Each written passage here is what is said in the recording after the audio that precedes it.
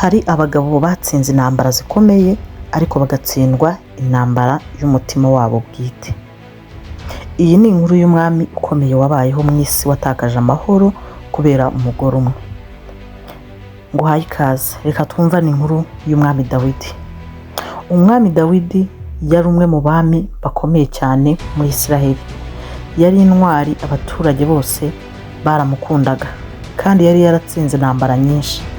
Izina rye ryubahwaga na buri muntu wese ndetse n'ahantu hose kubera ubutwari bwe. Ariko umunsi umwe umutima we wamugushije mu mutego w'irari.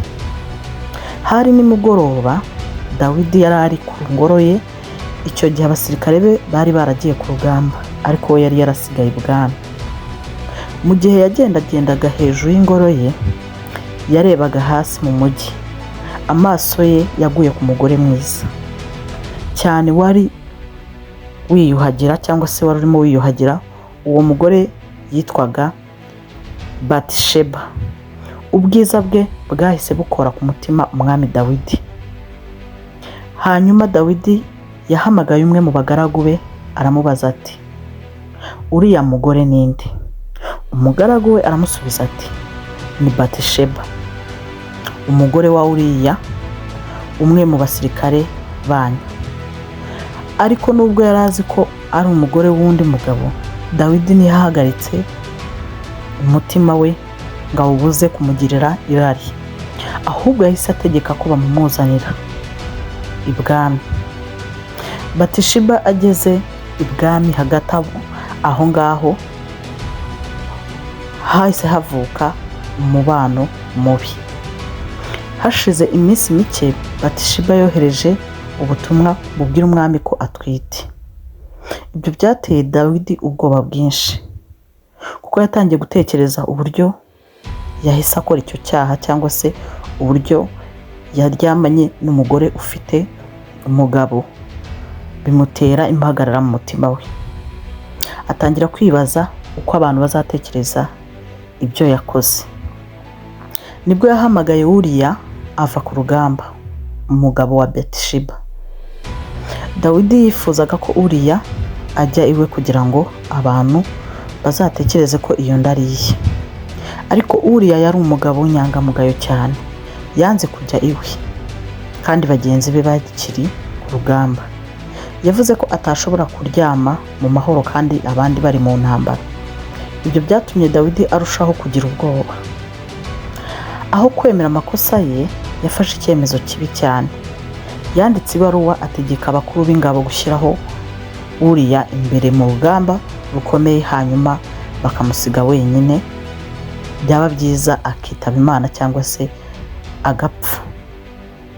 Igitangaje ni uko Uriya ubwe ari we watwaye iyo baruwa, atazi ko itwaye urupfu rwe cyangwa se atazi ko atwaye urupfu rwe.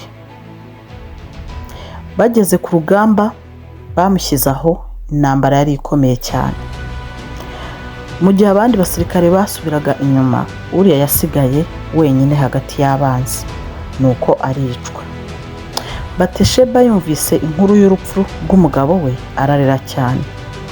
Nyuma y'igihe gito, Dawidi yahise amufata aba umugore we. Ariko nubwo abantu benshi batari babizi cyangwa se batari bazi ukuri, Imana yo yari ibizi byose. Umwami wari waratsinze ibihugu byinshi yaje gutsindwa n'umutima we bwite. Ko rimwe na rimwe umwanzi ukomeye w'umuntu ntaba hanze ye, aba imbere mu mutima we. Aho ushobora gukuramo iki mwene data? Ikintu ushobora gukuramo ni uko iyo urangaje amaso yawe ukayagaburira ibyo umwanzi ashaka, birangira ubiguyemo. Bibiliya iravuga ngo ntabwo turwana n'ibifite inyama n'amaraso, ahubwo turwana n'ibirwanira mu mwuka.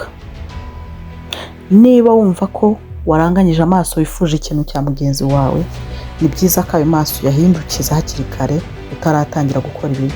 Aha niho abantu basambanya abana b'imyaka 5, aha niho abantu bica kugira ngo babone amafaranga, aha niho abantu bakora ibyaha byose tuzi bibi kugira ngo babashe kubaho. Iyi nkuru y'umugore witwa Batisheba n'umugabo we witwa Uriya ndetse n'umwami Dawidi. Nashakaga ko idusigira isomo, ni inkuru yo muri Bibiliya. Isomo rya mbere ni kwirinda kurarikira ibitari ibyawe.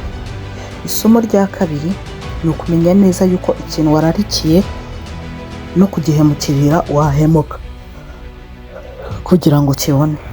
Nujya ubona ikintu wakirarikiye, jya usenga, icyo ni icya mbere. Ikindi wige gukurayo amaso vuba, kuko biba bishoboka ko wanahemuka. Isomo rya gatatu nashakaga ko dukuramo hano ni ukumenya ko kuba uri umunyembaraga mu bindi bitavuze ko ikintu kimwe kidashobora gutuma uba umunyantege nke. Dawidi yishe intare, yishe idubu,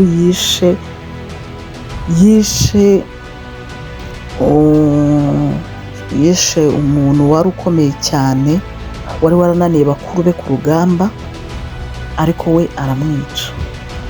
Barahanganye mu rugamba, ariko bigeze ku mugore guhagarara biranga. Aha rero nujya ubona ugeze ahantu ukabona imbaraga zirabuze, jya wiruka. Hari aho bidasaba kuvugisha umunwa, bisaba kwiruka, bisaba guhungisha amaso, bigasaba guhungisha umutima kugira ngo utahacumurira cyangwa se utahakorera ikibi.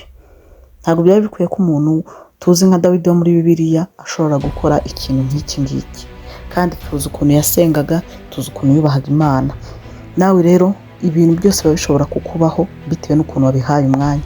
Nuha umwanya kureba umudamu w'umuturanyi wawe, umugabo w'umuturanyi wawe, n'ubwonko buzabyakira kandi bukubwira icyo ugomba gukora. Nuha umwanya kwifuza, bizarangira bikuyoboye. Nuha umwanya kwicana, bizarangira bikuyoboye, wisange no muri gereza. Ndumva ariyo masomo twakura muri uyu munsi wa none. Hanyuma ndumva twasenga tugasaba Imana kuduha imbaraga, hanyuma tugasoza iyi video yacu. Mwami Yesu, Imana itanga ubushobozi, Imana itanga imbaraga, turakwinginze kugira ngo wongere guhumura amaso yacu turebe kure hashoboka, ibidashoboka Mwami Imana ubidushoboze. Aho dufite intege nkeya ubane natwe, mu byatunaniye kubiyobora udufasha kubiyobora. Mu izina rya Yesu turasaba imbaraga n'ubushobozi, uturinde kugwa mu mitego y'umwanzi Satani. Mu izina rya Yesu nsabye buri muntu wese wumvise iyi video kumuha ubushobozi bwo gushishoza, ubwenge ndetse no guhunga, ndetse no kwiga kugukunda no kugukorera. Mu izina rya Yesu dusabiye twizeye, amen. Abantu batarakora subscribe, mwibuke gukora subscribe kugira ngo tujye tubana no muri video z'ubutaha. Twigane byinshi ku nkuru zo muri Bibiliya, n'iki jambo rivuga ku ngo, n'ibindi byinshi. Naho ubutaha.